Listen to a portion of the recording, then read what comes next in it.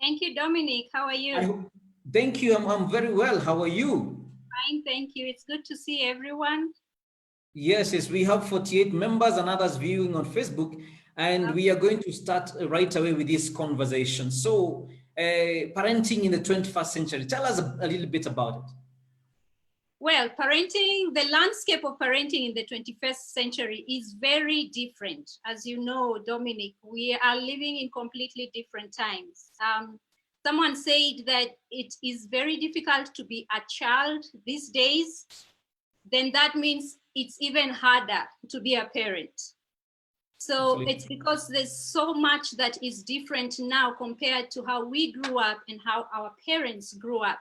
And I just want to take us through a bit, just a little bit about some of the characteristics of parenting in the 21st century. One, there's less community focus.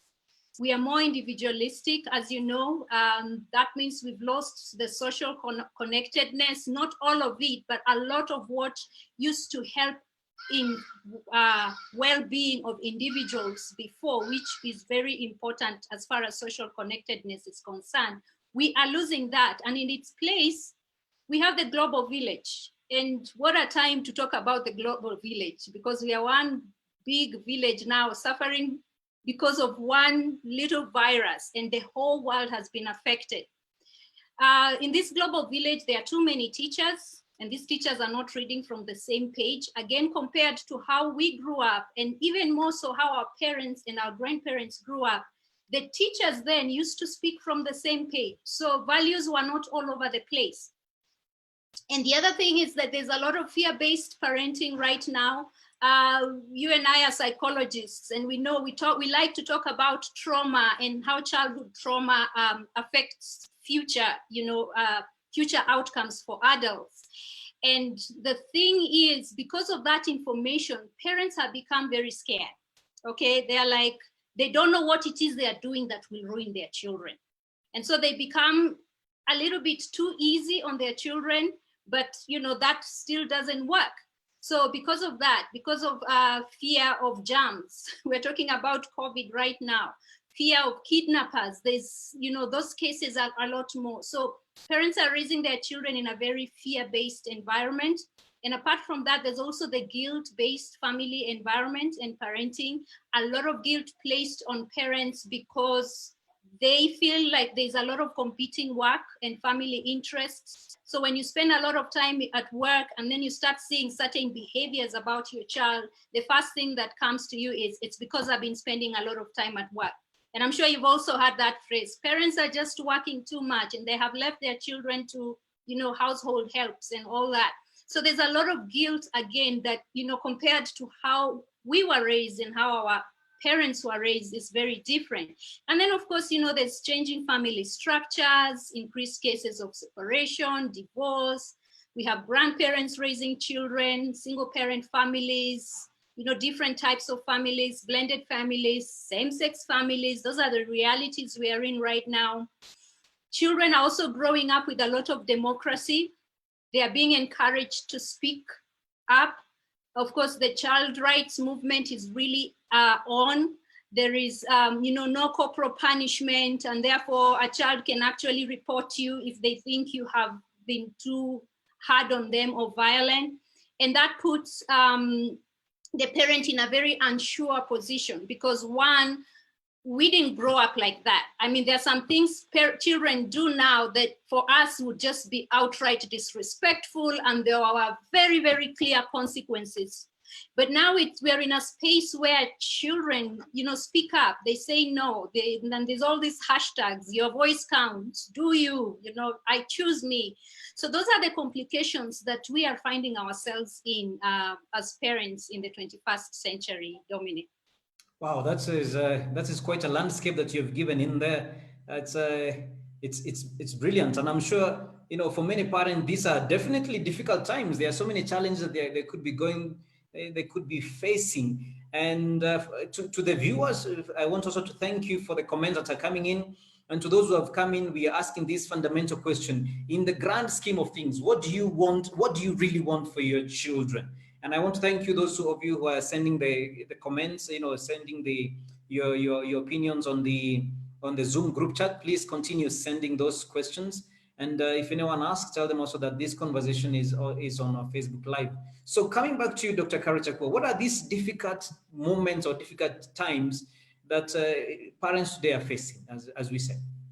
Well, apart from, parenting in the 21st century, I think that's already just a whole big package of difficult situations. Correct. But I want to narrow it down to what we accept right now.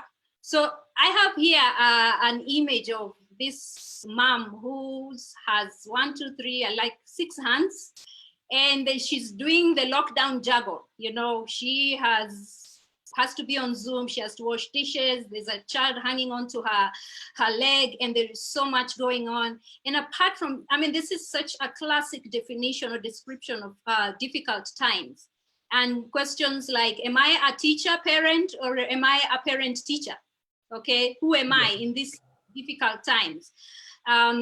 We have all our children in the same space, and that is just a recipe for a lot of sibling fights and sibling rivalry, because we are fighting over a very small space. There's restricted movements, not just for our children, but for ourselves and for our children. That can be such a source of stress. We are asking ourselves as parents, will my family be affected? Is there anyone who's going to fall sick? Is there a possibility that might happen? Do I still have a job? We are looking at a lot of job cuts and the salary slashes, and people wondering if they still have a job even in the next 2 weeks. How safe am I when I go out to the supermarket? So there's all the fear that comes. Will I be the one who will bring this COVID into my house? Will my child fall behind in school? A really key one that I've had parents really talk about. They're like, I don't know if I'm doing the right thing. Are other parents doing better than I am? Will my child fall behind when I get back? What does that mean for me as a parent? And then a good question is, when will this thing end, Dominic? When will it end? We don't have confirmed stories of any country up to now that can actually confidently say, we've nailed this thing, we've all gone back to work, and we are going back. And so what does that mean for us who started it later in the year? Okay, we have China to compare ourselves with. They've been in this for how long? 4 months now. So, that's a really key question, and that is part of the difficult times. But the most ultimate one is, what does life post-COVID look like? Very, very uncertain for us.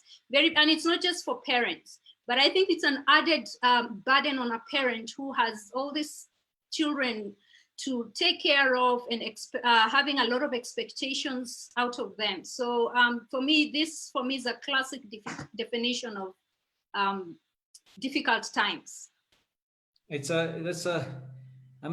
Listening to you, one gets the picture of how difficult it is actually to be a parent with the normal challenges that are there, but also, with the times that we are living in.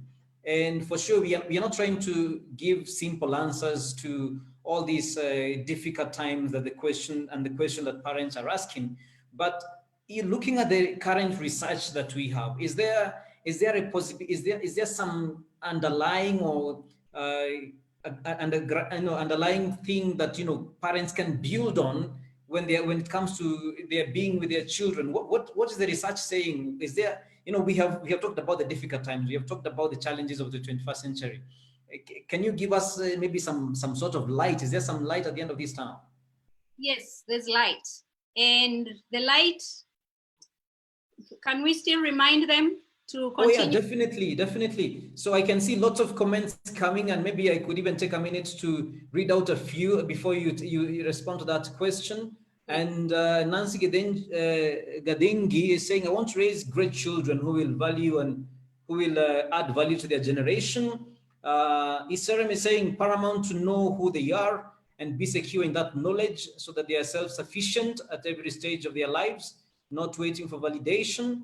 Rebecca, this generation that wants information, how to balance. I think this is a question. How to balance this with our one's teens, giving enough information, not exposing them too much, but also being honest. Okay.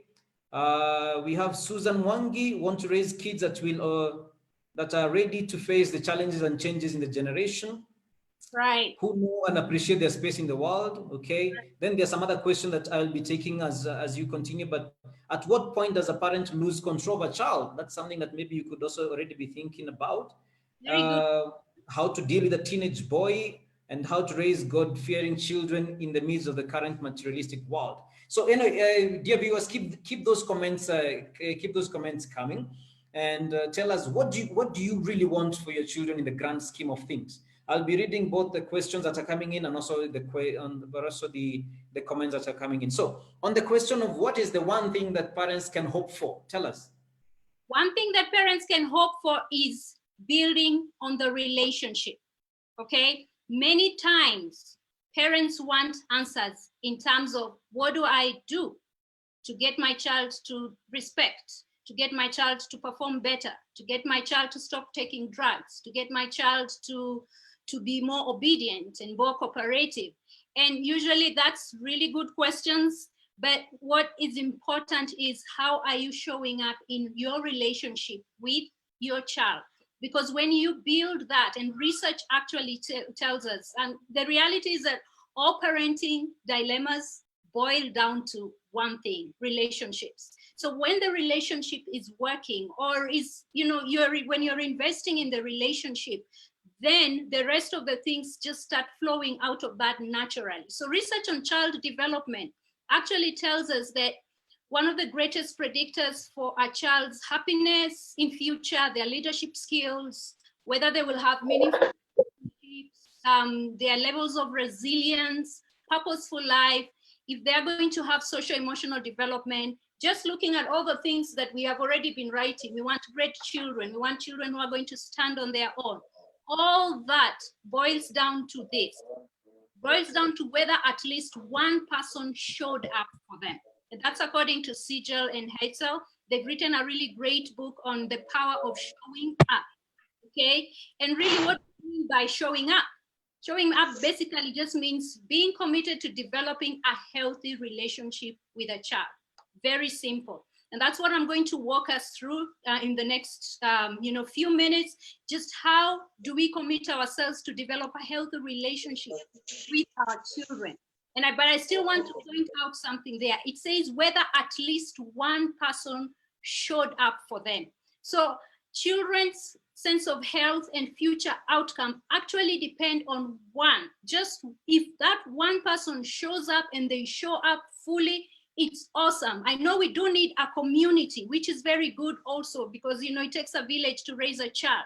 But children really still do benefit when there's this one person who is showing up for them, who is committed to developing a healthy relationship with them. So there's hope when it comes to research. Perfect. Thank you so much. That's it. So everything, like it seems from what I'm picking from you is a bottom line. It's the relationship, the quality of the relationship that you have with your child. And right. I bet there are some some practices that a parent can engage in order to build a better relationship with their children. And I hope that you can take us this through. But in the meantime, maybe I can also read out to you a few more of the comments that are coming in so they don't become too many. We have Siki Ryongi, how to raise God-fearing child. No, okay, I had read that one. Jackie Nyaga, balancing house chores and schoolwork.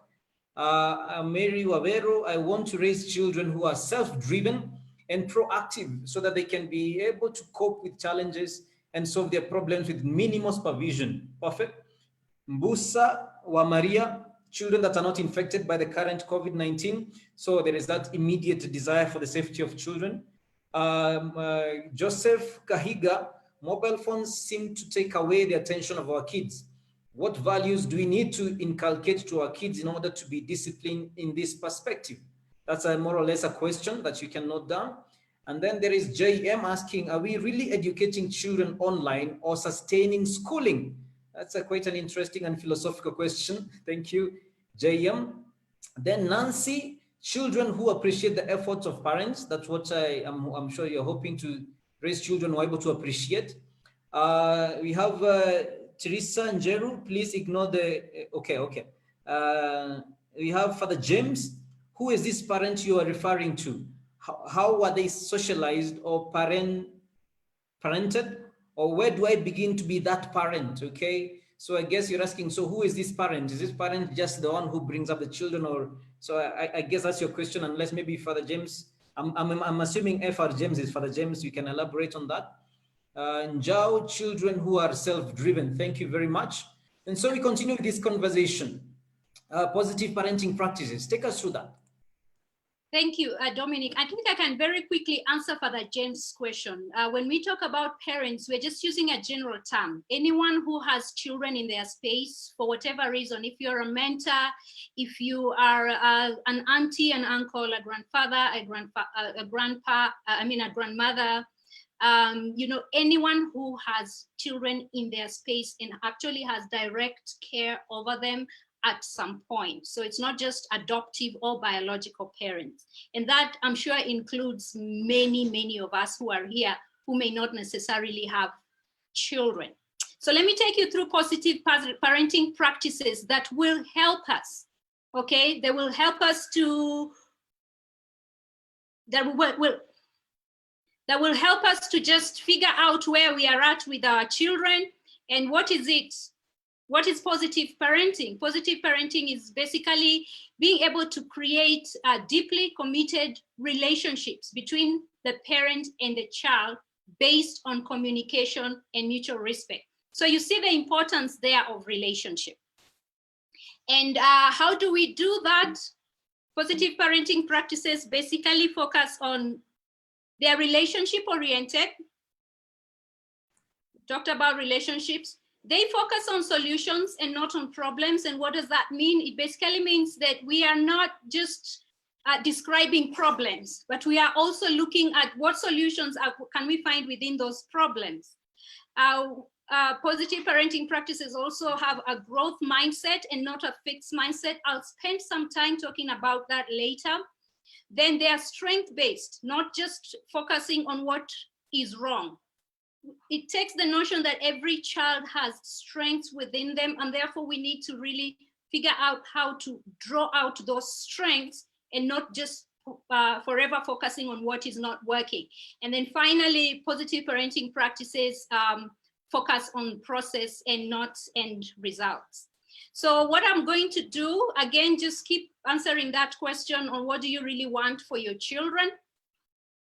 And I will handle 10 tools that I think are really important for parenting through difficult times. And as we are doing these tools, let's think beyond COVID, okay? Let's think we faced difficult times in different spaces of our lives. And so beyond COVID, we can still use these tools, and they are positive parenting toolkit.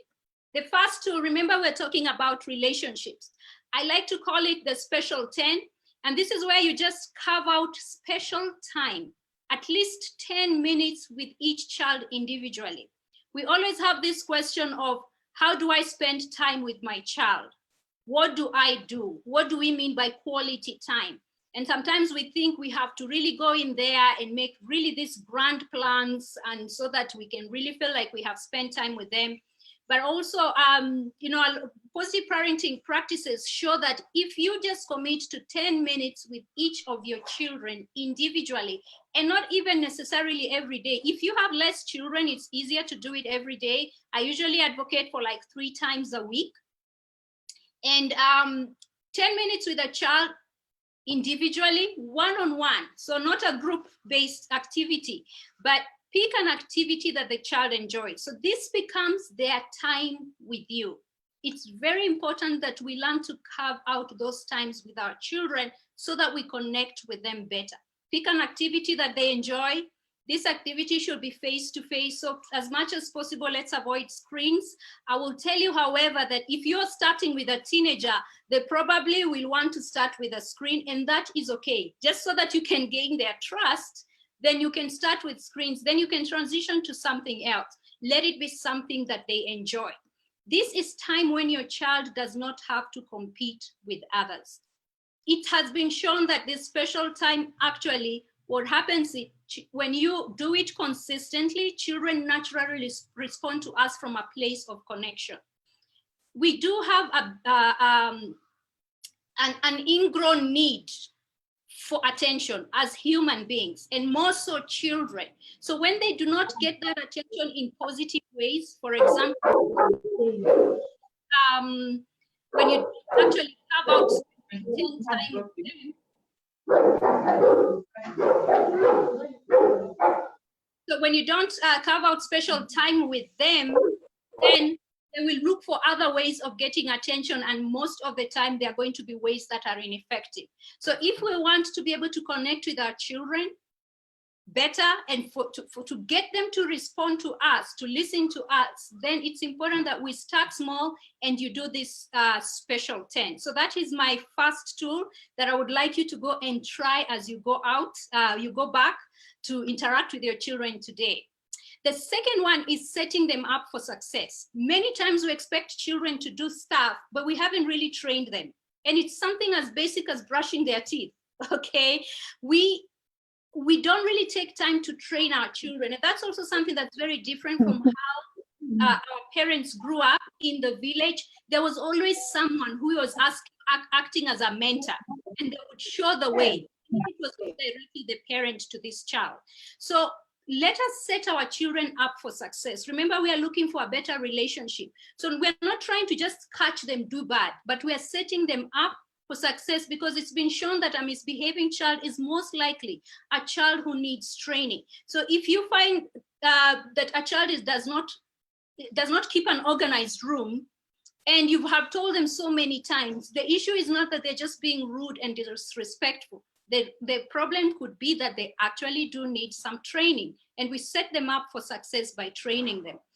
Rudolf Dreykus, who is a psychiatrist, says, never do for your child what they can do for themselves. So what you need to ask yourself is, what skills would you like your children to develop? Take time and train them. We have an opportunity now during COVID to actually just pick one skill and train our children. Because what training does, really, training is part of the disciplining process. You know, every time we say, I'm disciplining a child, we need to understand that what we are really doing is training them. So if you want to reduce misbehaviors, train a child in the areas that you want them to be good at. Remember, it's a process. Remember, it takes time, and you may have to keep repeating it for a while before they get it, because that's still what they do in school. They go through concepts and they repeat them over and over again. And how do we do the training? Pick an area that the child needs training in. And this is also a practical tool that you can just take out. Start with something that they can enjoy and they are likely to catch on quickly and experience success. So you don't want to do heavy projects yet. You want to be able to start with something small, let them learn, let them experience success, and then you can move on to something else that is more complex. Then pick a time that is relaxed for both of you. Sometimes we just have this idea that we must train children, we must teach them how to make a bed or keep their room organized. And then because in the midst of all our other stresses, we want to quickly train them. That is not going to work. You're going to get a lot of pushback. And then finally, avoid criticizing. If they're not getting it, take a deep breath, find out what it is that is causing them to get stuck, and still repeat it and teach them. Make sure that you make it fun. So again, this is a very practical tool that you can use and to get your children, to set them up for success, and also to get to bond with them, because in the process of training, you're also bonding and they actually feel empowered. It makes them feel really special that you have taken time to train them in something, and start with something as simple as just making a bed. And like I said, we have a great opportunity during this season. The third thing is that you structure up. Create routine. It's very important to create routines for children, because what happens is, one of the things that we're having a hard time with our children, thinking that teachers are actually way better than us, which is actually true because they are trained to actually work with children. But the reality is that children thrive in school because activities are arranged systematically and predictably. So if we want to just get some semblance of success in this space. I think someone said, you know, how do I manage house chores and schoolwork? One of the ways is to actually come up with a structure that is flexible, because it's not only children who thrive, but also humans thrive in an environment of certainty. Keep this routine simple and flexible. Make sure that you're clear about what you can negotiate on. For example, of course, they must shower every day, but you can be flexible in terms of, do they shower in the morning? Do they shower in the evening? Bedtime, there are those which you cannot be flexible on bedtime, because children need a certain amount of time to sleep, and because depending on their age. So that could be a non-negotiable. Shower can be a negotiable in terms of what time. Think about the chores, and when there are chores there, someone actually said, like I said, how do you manage house chores and schoolwork? You train them in these chores and give them simple ones that can be part of the routine. And finally, with a structure, it's important that you put consequences in place. Again, with school, they know that if they are late to class, there's a consequence to it. So please communicate the consequences clearly and be consistent when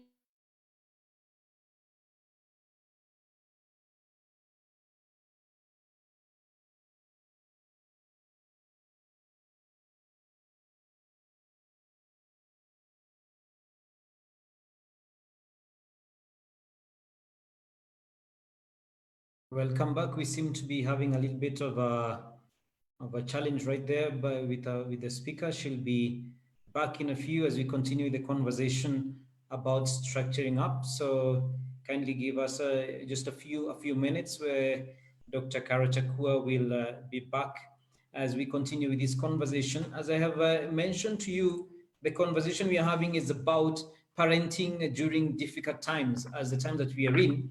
But also the tips that Dr. Chakua is sharing with us go beyond the current difficult times that we are going through. And as we continue this conversation, I have requested you to go to our Zoom group chat, and there is a question that we have asked you, and the question is, what do you really want for your children? What do you really want for your children? And so far, Dr. Chakua has taken us through 4 of the 10 parenting tools. And as we wait for her to resume, I just want to just remind you of the 10 that she has spoken about. And the number 1 is about the special 10 minutes that you individually spend with your child, with each of your child, not with the children as a group, but with each of your child, maybe two or three times a week. She mentioned the importance of that. And then she also took us to another aspect of the conversation where she mentioned another part, which is that you need to set your children for success.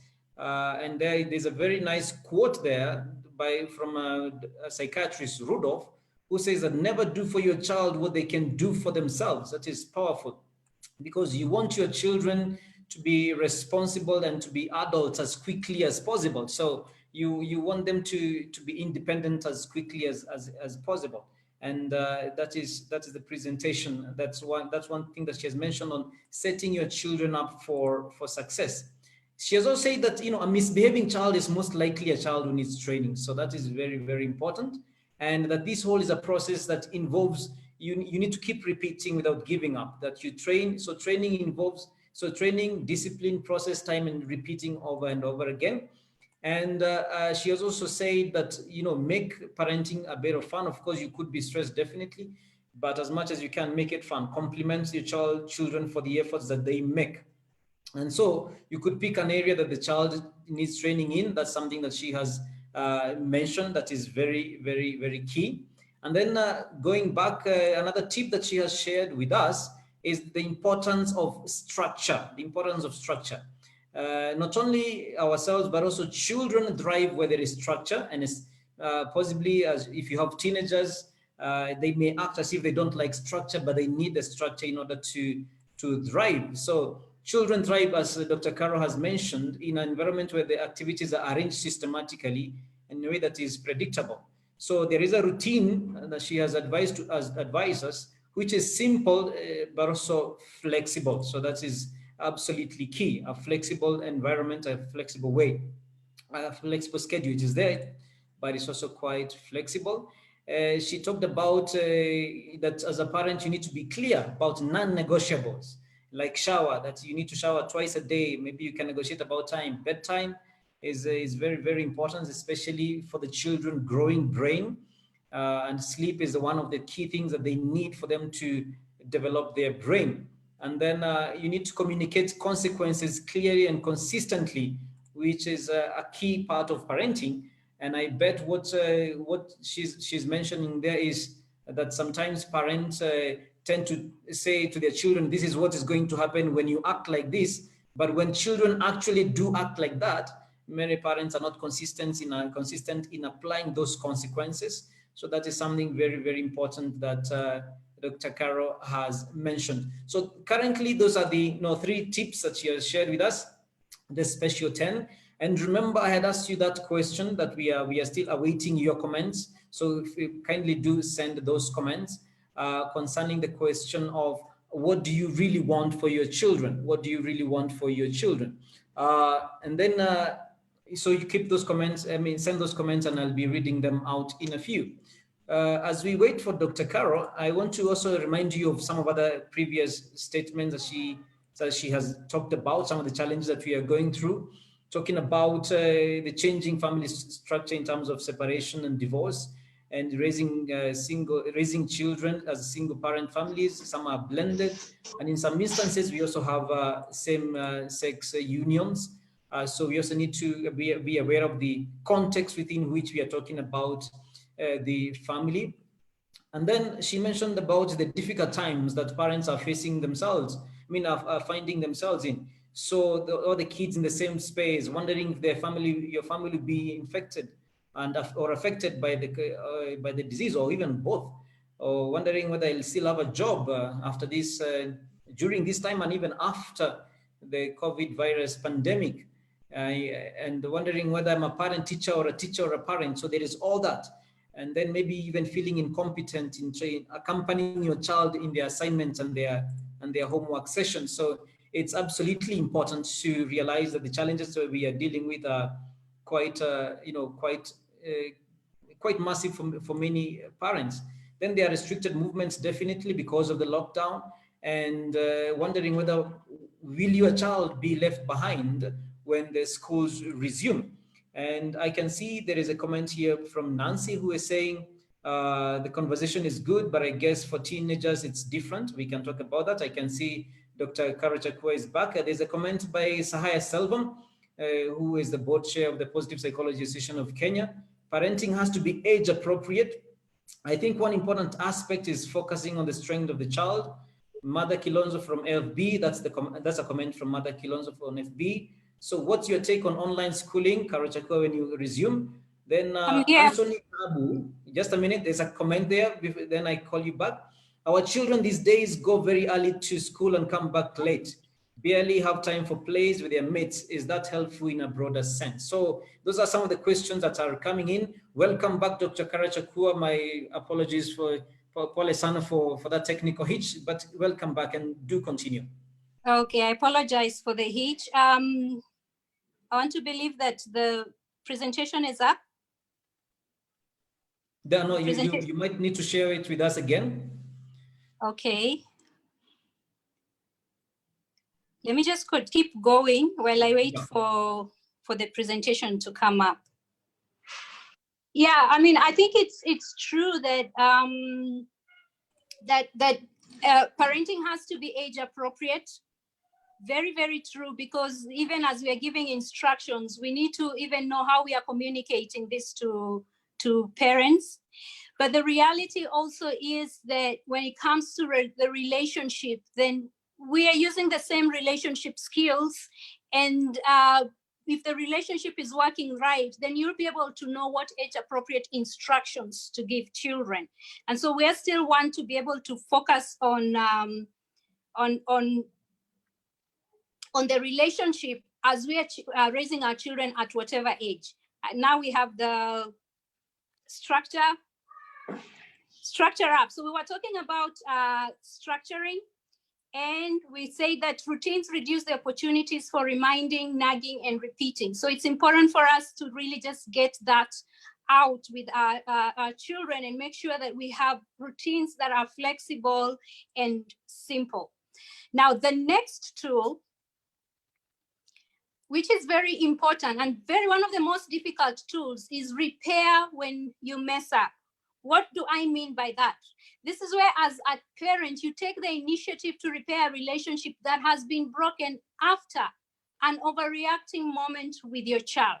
I know this is one of the hardest things, because we have been socialized to believe that, children are, adults, shouldn't apologize, and an apology is a show of weakness. But if we really want to ground ourselves and our children in our relationships, then we also need to start taking the initiative to repair relationships that have been broken. So this is where, as a parent, you take the responsibility to make amends with the child. So we can just go to the next slide. And then you take the responsibility to make amends with the child. It's very, very important. Could you let's go back to the previous slide, please? Why we need to do that is that we model valuable relationship lessons. We model these relationships lessons like communication, taking responsibility, conflict resolution. And this should only happen when you are calm, and should also be timely. So on the one hand, it should happen when you're calm, but also should be timely to avoid negative emotions of anger, resentment, or bitterness taking root. This is one of the hardest things to do as parents, because of the belief systems that we come into this space, that we shouldn't apologize to children, and we should also always look right. So it's different for different ages. For a younger child, probably all you need is just a hug, and you will repair that, you will reconnect anything that has been broken. But then for an older child, then you may need to actually use words to apologize, to talk about your inner experiences. For example, say, I was really feeling frustrated and I yelled at you, but it's because this and that is what is going on with me right now. Without getting into details about, the inner workings, but just say, I could be frustrated about the fact that I came in and you guys haven't done anything, and I'm so tired and I yelled at you people. But sometimes we do regrettable things as parents. Those of you who are parents, you know that. And we don't know what to do with those moments. So one of the tools that we can use is actually to repair. Make sure you do it appropriately. Make sure you do it when you're calm, and also make sure that you do it in a timely manner. The next skill is emotional containment. And basically what this means is acting as a container for your child's big emotions. So you help a child walk through their feelings of frustrations, anger, as you can see there, sadness, when things do not go their way. So what happens is, when emotional containment is a skill that you can actually use when our children experience frustration, when things don't go their way. And this can be done all the way from, the little toddler who wanted, candy just after dinner. And when you say no, they scream and they throw a tantrum. Most of the time we say tantrums are, children throw tantrums to manipulate us. But as simple, just helping them speak about their frustration. They may not have the right words, but you say, oh, so you're really frustrated. And they say, yes, I'm frustrated. Or they just maybe nod and say, acknowledge that you have said that. But then what you do is actually you help them name the feeling, whether it's frustration or anger or sadness, without dismissing it or judging, without saying that's life. Life is unfair, but just being able to act as a container, so that when our children are frustrated, then it helps them to understand that it is safe to feel big emotions, and then they are able to move on to other things. And what you're doing there finally is you're teaching children not to suppress, to hide, or project feelings on others. And there's a positive parenting specialist who says, when little people are overwhelmed by big emotions, it is our job to share our calm and not to join in their chaos. So it's important for us to really be in that space where, as a parent, you are guiding them through their big emotions, so that they are no longer things that they suppress, but they accept. Then the next tool is cultivate a growth mindset. There's a psychologist, Carol Dweck, who came up with this concept of growth mindset. And what she says is that growth mindset is the belief that a child has the capacity to grow, to learn, to change, to be molded if the right environment is provided. I know that some of us had questions like, I want my child to be self-driven and proactive. One of the ways you can do that is to cultivate in them a growth mindset, which is different from a fixed mindset, which is the belief that a child's qualities are fixed and therefore cannot change and they cannot improve. In a growth mindset, the child becomes internally motivated. Again, we talk about a child who is self-driven. So we need to be able to begin to build our children from the inside out, and not just praising them and saying, you are smart, you are beautiful, you are a champion, but actually naming the process it gets to be smart, which is effort and hard work. And when we do that, then our children become internally motivated and self-directed. And an example would be, I will give it my best, I will try again, as opposed to, I am smart and I am dumb. So moving on to the next slide, the difference, those are some of the statements that we can use in helping our children cultivate a growth mindset. For example, if a child tells you, I am bad at math, you can tell them, you can tell them to change it and say, I'm not yet good at math. Because once they label themselves as bad, then they cannot be able to move forward. Or, using statements like, why do you keep making the same mistakes over and over? As opposed to, I like how you have kept going, even though it is hard. Can you find another way of doing this? What you're doing here, again, remember, we are falling back on the relationship. And so we want to be able to really develop that and use the right words of encouragement, of affirmation to help the children. And the next tool that is very, very important is the tool of reframing. And here I say we reframe what we see in our children.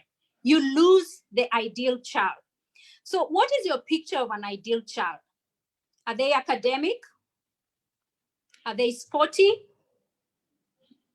Are they academic and sporty? What is your picture of the ideal child? Okay. Do you like a child who speaks out? Or compliant, or speaks out and compliant?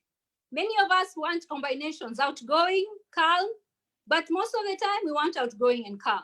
Artistic, scientific, or both artistic and scientific. So the question here is, who are you interacting with?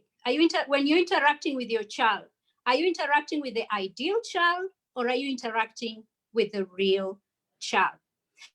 Reframing is very important, because what it does is, most of the time when we want all these things out of our children, because we've seen those aspects in other children out there. So reframing is just to lose that ideal child and come alongside your child and not at them. You don't attack them for what it is that they are not, but find out, how can I support my child alongside? Okay, and so in the next slide, we have a few examples of how reframing looks like. Remember, we said that positive parenting is solution focused as opposed to problem focused. So reframing is basically changing how you interpret a situation or a behavior. You give it a different frame without denying the facts. So just keep clicking the slides, please. When the frame shifts, then the meaning changes. And finally, it positions you to approach the situation with a more solution-focused mindset. If you're able to see those slides, and we'll share this with you, as opposed to calling your child bossy, then you're looking out for the natural leader in them. As opposed to demanding or defiant, this is a child who holds strong beliefs, and they are bold and they are determined. And so what you really are doing there is asking yourself, what kind of parent do I need to be for this child? As opposed to, What do I need to do to fix them, to stop being bossy and fearful?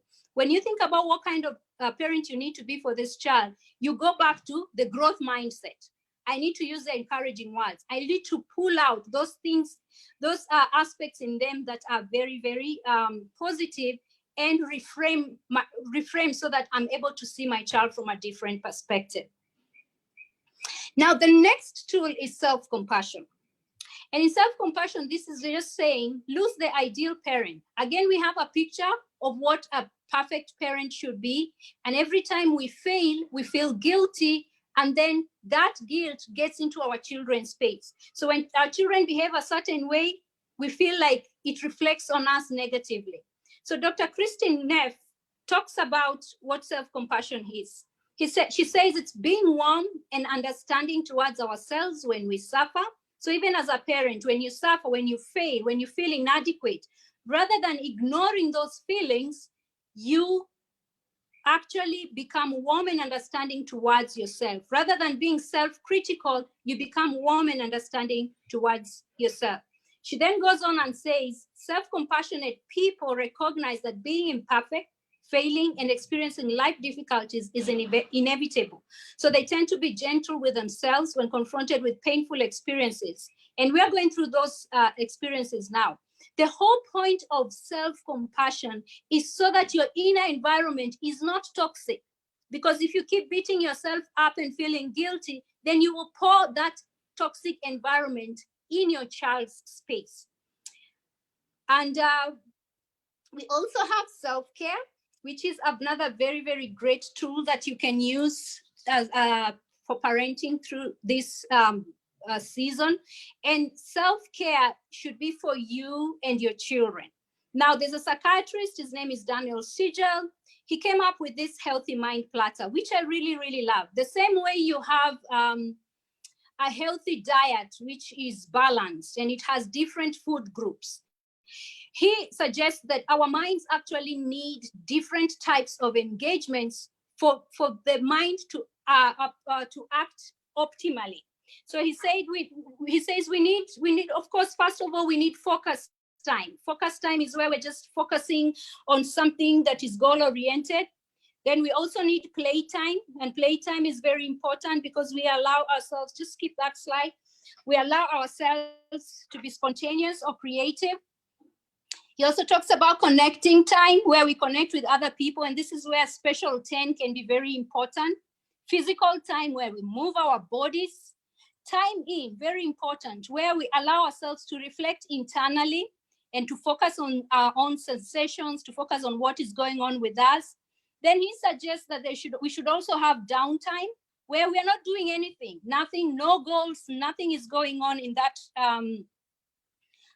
that space. And then sleep time, which is also, we have talked about it. Sleep is very important for our brains to just regenerate.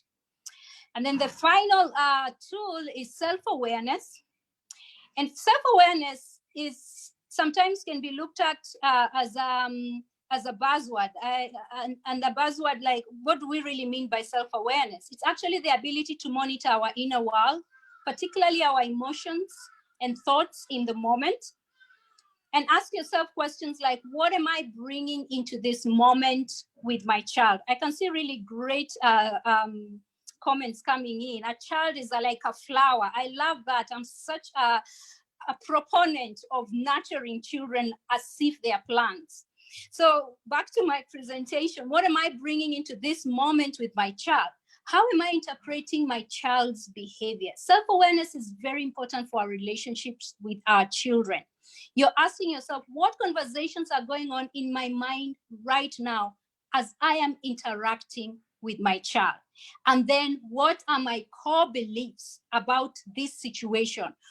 What are my core beliefs about a child throwing a tantrum, for example? Because what you believe will determine the conversations you have, which will determine how you interpret your children's behaviors. It will determine how you react to your child. So it's very important for us, and in the next slide, to just help us move from a place of reacting to responding to our children's behaviors.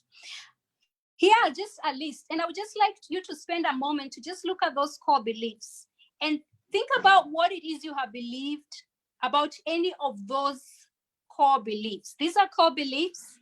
They are just basically the template that drives how we relate to our children. If you believe children are manipulative, you're going to interpret their behavior as manipulative, and instead of coming alongside your child, you will come at them.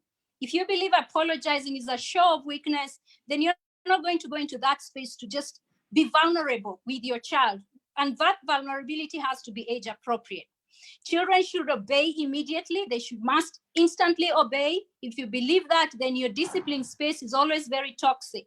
If you believe you're not a good parent or that discipline must be unpleasant to be effective, just interact for a moment with those belief systems and ask yourself, what is it that I have believed? And the last one is very important. There's a small window of opportunity in which to fix a child. Someone asked earlier, at what point does a parent lose a child? My answer is usually very simple. If we go back to the relationship, when they are older, it takes harder to get them back. But if your focus is on the relationship and not on the behaviors, but first of all, just bonding with them and connecting with them and neutralizing the toxicity that they are experiencing, I really believe that it's never, ever too late to become a better parent. And so this small window of opportunity core belief is something that parents carry, and they give up on their children very easily. And I'm not saying that the journey is going to be easier when they are older, but the reality is that you and I as adults have also experienced changes in our 30s, in our 40s. And therefore, if the right environment is created, I believe that we can still influence our children positively, as hard as it may be. And I love this quote by Dr. Shefali Sobari. She says, unless you're fulfilled, you will use your children to complete you.